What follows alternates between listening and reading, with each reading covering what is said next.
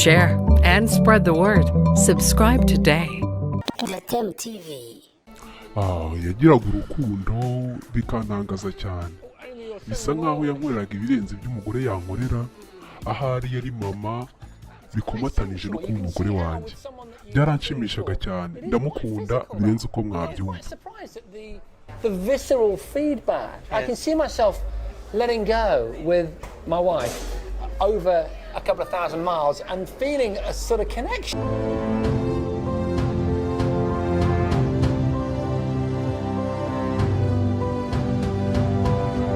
Jason, would you like to kiss me? Yes.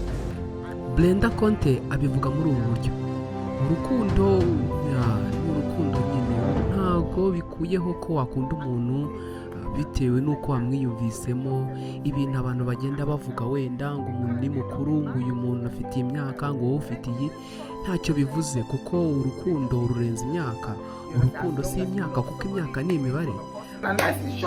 Urukundo ntirugira hirya no hino. Iyo wakunze umuntu rwose mukunde uko byaba biri kose. Urukundo ni iki? Umwanditsi w'umuhanga uzwi cyane wahagana mu mwaka w'1500, William Shakespeare, uyu niwe wanditse n'inkuru yamenyekanye cyane ya Romeo na Juliette. Yavuze ko urukundo ari nk'ikintu kitagira amaso ariko gifite ibitekerezo byagutse. Icyo nicyo cyavamo umwartiste mwiza cyangwa umushushanyi ukora ishusho ihambaye ariko ubwe adashobora kuyireba. Umucurabwenge w'umugiriki we witwa Plato yavuze ko urukundo ari ibyiyumviro byo gushaka icyiza mu buryo ubwo ari bwo bwose. Umuhanga Socrate we yavuze ko urukundo ari nk'inzira cyangwa umuyoboro ukujyana aho utazi, ariko nanone mu nzira y'ibyiza cyangwa ibyiyumviro byo ku rwego rwo hejuru. Urukundo rufite inzira nyinshi kandi rusobanuye byinshi. Abagiriki ba kera cyangwa se abaromani bo bavugaga ko habaho inkundo 6 cyangwa se urukundo rugabanyije mu buryo butandatu. Izo nkundo bazikarasaga cyangwa se bazishyiraga mu buryo butandukanye: storge, philias, eros, philautia, xenia na agape. Hari ibidasanzwe bigenda biba mu rukundo. Abenshi babifata nk'ubusazi cyangwa bakayifata nko guhitamo nabi, gusa baba babikoze baba bafite impamvu. Uyu munsi reka turebere hamwe urukundo rushobora kuba hagati y'umusore ukiri muto n'umugore umuruta, kenshi ashobora kuba mubyaye cyangwa se yaba umwuzukuru we. Nabyo bikunda kubaho. Hari benshi ushobora kuba uzi bafite uru rukundo cyangwa babanye n'abantu muri ubwo buryo. Nguhaye ikaze. Uko biri kose, gukundana n'umugore ukurusha imyaka nabyo ni byiza ku wabihisemo. Urukundo hagati y'umugabo urutwa n'umugore rubamo inyungu nyinshi kuri bombi kandi mu buryo bwinshi. Nk'uko nabivuze hejuru, reka dusuzumire hamwe iby'urubuga Electrama rwakusanije, by'umwihariko biturutse ku bushakashatsi ndetse n'inkuru cyangwa se amakuru yatanzwe n'abasore babana n'abagore babaruta.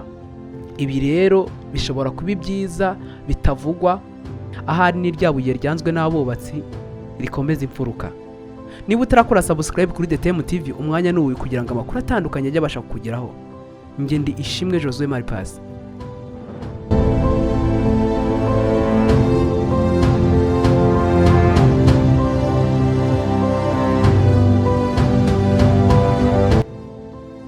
Urubuga Electrama ruvuga ko ibyiza by'urukundo hagati y'umugabo urutwa n'umugore ari byinshi kandi bisaga.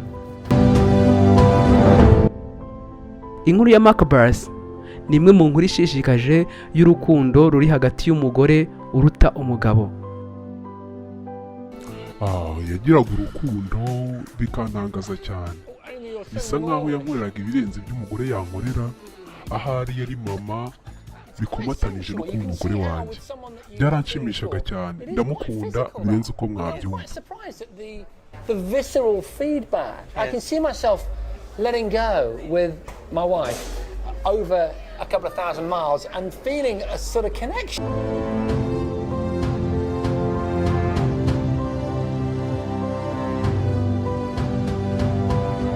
Jason, would you like to kiss me? Yes.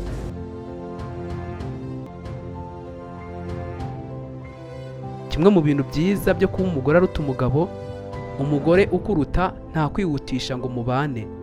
Abagore bakuze akenshi ntibakunda kwirukansa ibintu kuko ntibaba bateretana ngo bakunde bashyirwe mu ngo. Abenshi baba baratandukanye n'abagabo babo bityo bagashaka abandi bababa hafi. Umugore ukuze atandukanye n'umwe ukiri muto ujya mu rukundo kubera ko afite inyota yo kwitwa umugore bidatinze. Gusa umugore ukuze akenshi usanga izo nshingano yarazibonyeho ku buryo nta kwihutisha ngo mubane cyangwa se ibindi bintu by'igitutu.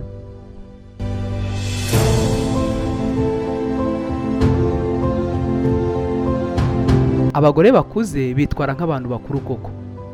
Ubusanzwe bavuga ko imyaka y'umuntu atari ubukuru, ariko rimwe na rimwe imyaka ituma umuntu agira ubunararibonye butuma yitwara nk'umuntu mukuru koko. Abagore bakuze nibura ku myaka 40 kugeza kuri 45 baba baranyuze mu rukundo, rimwe na rimwe barigeze no kubaka ingo. Bityo rero akenshi iyo bari bakwitse cyangwa se nta kibazo kindi bari bafite, usanga nta kibazo gikomeye cyabananira gukemura uko cyaba ari gishya kose. Ibi rero bishobora gutuma umugabo cyangwa se umusore wamushatse akiri muto ahorana amahoro mu rukundo rwe, kuko akenshi bimwe mu bibazo by'ingenzi biba bishobora gukemurwa n'uwo mugore we mukuru cyangwa se uwo mugore ukuze mu buryo buhagije.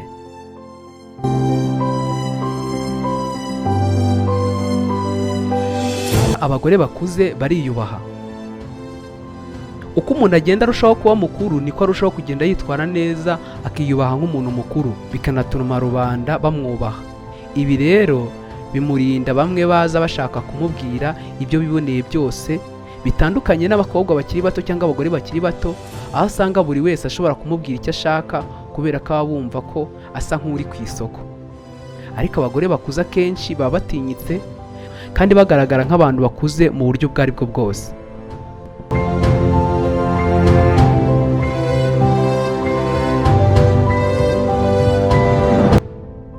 Abagore bakuze akenshi ntibakunda abagabo bato kubera amafaranga, kuko aho gutwara yawe ahubwo aguhaye iyo aketse ko uyakeneye. Uyu rero aba atandukanye n'umukobwa muto ubona kuba mu rukundo nk'amahirwe yo kubona ubukire, binahuye n'ibyo Abanyarwanda akenshi bita gukura.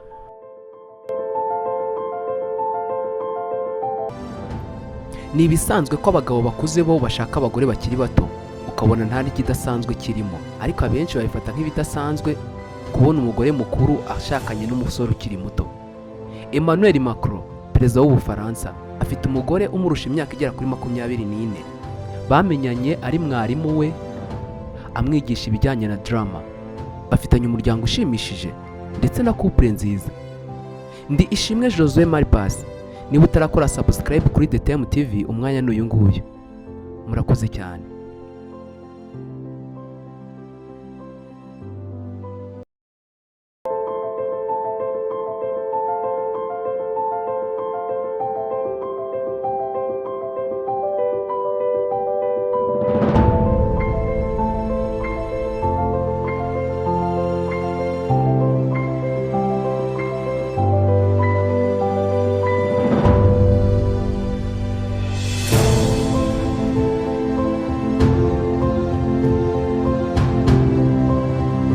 Watch, share, and spread the word.